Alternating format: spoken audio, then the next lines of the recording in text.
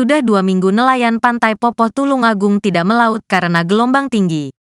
Perahu-perahu mereka disandarkan di dermaga tempat pelelangan ikan. Mereka tak melaut sementara karena ancaman ombak besar.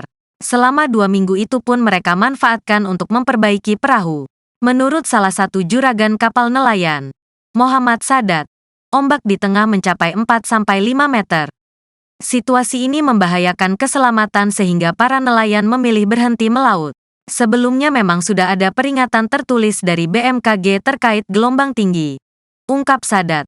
Jumat, tanggal 15 Maret tahun 2024. Meski demikian, nelayan dengan kapal kecil masih berani melaut.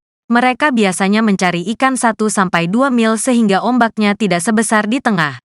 Menggunakan jaring dasar atau jaring titil, para nelayan ini bisa menangkap kakap kecil atau ikan layur. Kalau masih ada stok ikan, biasanya dari nelayan-nelayan kecil itu. Kalau yang besar berhenti total, sambung Sadat.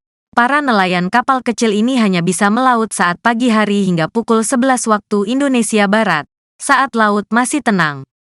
Setelah jam 11 waktu Indonesia Barat angin kencang bertiup hingga malam hari.